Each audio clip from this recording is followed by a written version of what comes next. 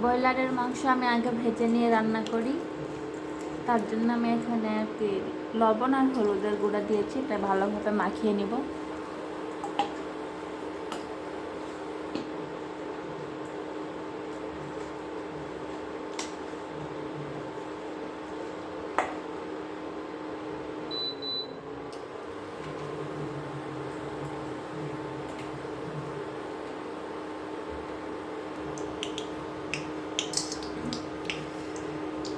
তেল গরম হয়ে আসলে আবার আমি মাংসের পিসগুলো এখানে দিয়ে দিব।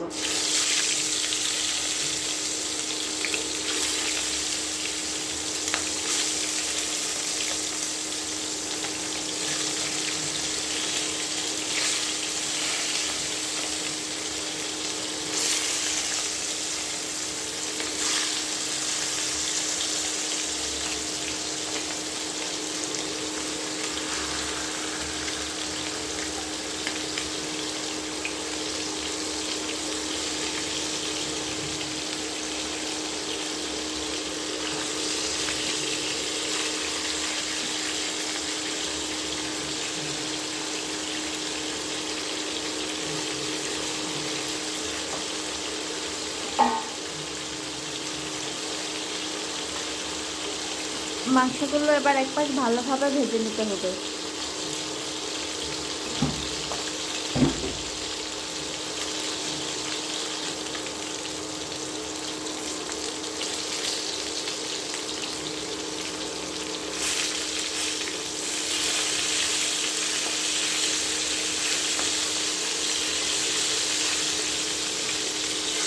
মাংসগুলোর এক পাশ ভাজা হয়ে গেলে মাংসগুলো এভাবে উল্টিয়ে অপর পাশে ভেজে নেব।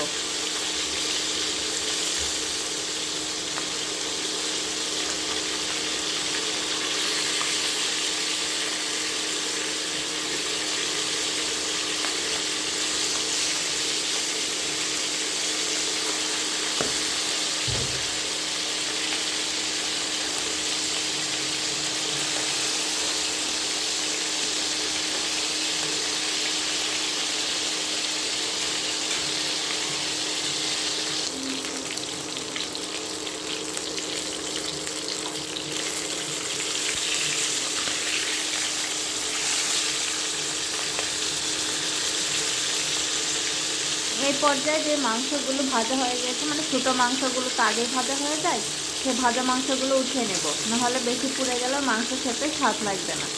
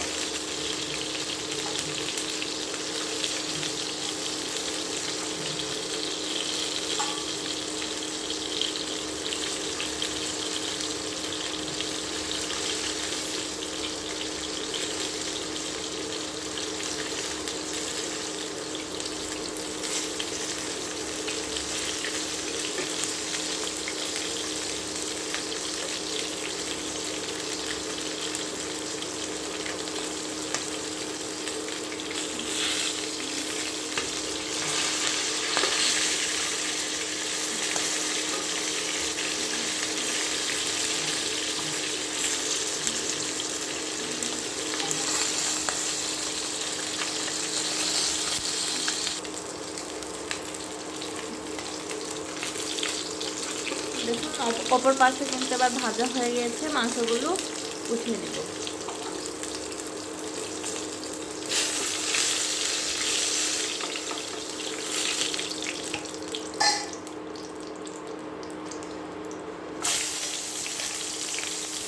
এবার আমি এই তেলেই দারুচিনি, সাদা এলাচ আর তেজপাতা দিয়ে দিচ্ছি।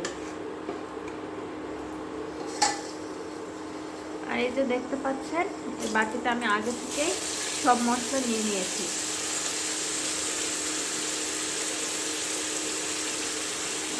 হলুদ, মরিচ, লবণ, আদা, রসুন, জিরা বাটা, তারপর মুরগির মাংসের মশলা, সমস্ত মশলাগুলো আগে বাটিতে তুলে নিয়েছিলাম। নাহলে এখানে যদি আমি এখন যেহেতু সবগুলো বাটা মশলা একটু একটু করে দিতে যেতাম, দেখা যেত যে আমার মশলা পুড়ে লেগে যাচ্ছে। তাই আমি আগে থেকে রেডি করে রেখেছিলাম যেন মশলা পুড়ে না যায়।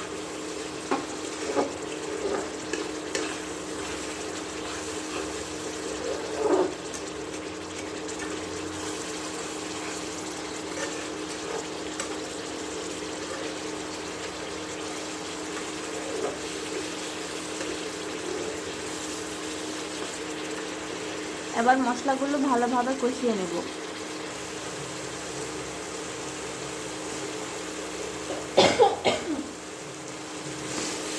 এই পর্যায়ে দেখতেই পাচ্ছেন যে আমার মশলা কিন্তু কষানো হয়ে গিয়েছে আর মশলা থেকে কিন্তু তেল ছেড়ে দিয়েছে। আমি কিন্তু অবশ্য আবার কিছুটা তেল দিয়েছিলাম, কারণ আমার তেল কম হয়েছিল।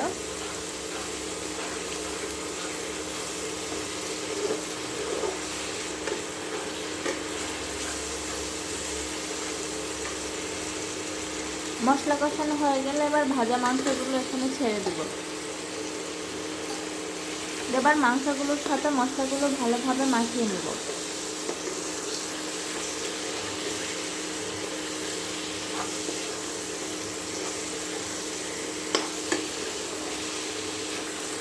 এখন আপনাদের মনে হতে পারে যে মাংসের থেকে মশলা বেশি হয়ে গেছে, আসলে তা না। আমি এখানে একটু পেঁয়াজ বাটাটা বেশি নিয়েছি পরিমাণে, কারণ আমি এটার যে মাংসের যে ঝোলটা আছে সেটা আমি ঘন রাখতে চাচ্ছি, যার জন্য আর কি পেঁয়াজ বাটাটা বেশি নিয়েছি।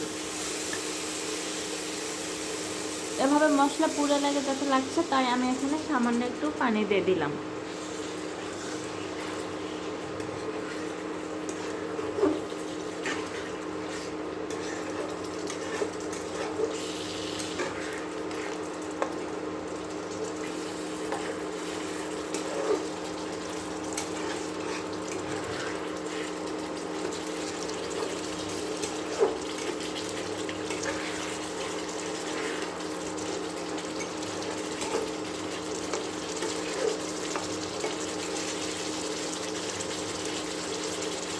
এবার মশলাগুলোর সাথে মাংসগুলোকে ভালোভাবে কষিয়ে নিতে হবে।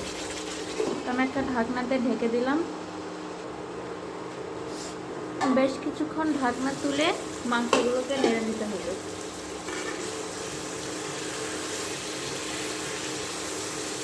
দেখতে মশলা কিন্তু হালকা হালকা নিচে কড়াইয়ের সাথে লেগে গিয়েছে।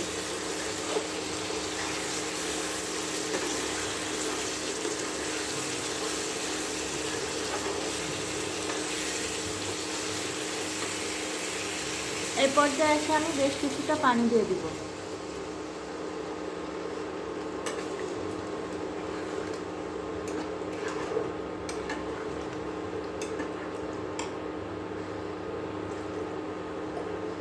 এখানে একটু বেশি করে পানি দিয়ে দিলাম, কারণ এই পানি যখন ঝোল শুকিয়ে আসবে, মানে ঝোলটা আরও ঘন হয়ে আসবে, তখন আমি মাংসটা নামিয়ে ফেলবো। মানে একবারে পানি দিয়ে দিলাম। ব্রয়লার মুরগির মাংস কিন্তু বেশি সেদ্ধ হলে ভালো লাগে না, যার জন্য আমি এভাবে ভেজে নিলে মাংসগুলো নরম হয়, মানে নরম হয় বলছি, শক্ত থাকে, সহজে নরম হয় না। আর এভাবে অল্প করে একবার কষিয়ে এভাবে একটু বেশি করে পানিতে একসাথে ঝোল দিয়ে দিলে দেখা যায় যে মাংসটা খেতে স্বাদ হয়, বেশি নরম হয় না। আর আপনি যদি বেশি করে ব্রয়লার মাংস কষান বা রান্না করেন, তখন কিন্তু ব্রয়লারের মাংসটা নরম হয়ে যায়, তখন কিন্তু খেতে স্বাদ লাগে না। তো আমি আবারও ঢেকে দিলাম। এখন ঝোল টানা পর্যন্ত অপেক্ষা করব।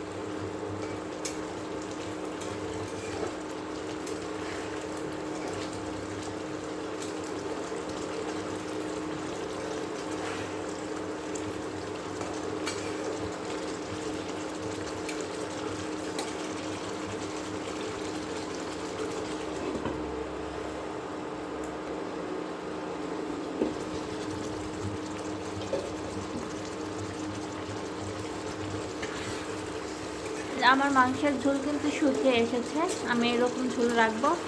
এখন আমি চুলা অফ করে মাংসটাকে নামিয়ে নেব। আজকের রেসিপিটা আপনাদের কাছে কেমন লাগলো অবশ্যই কমেন্ট করে জানাবেন।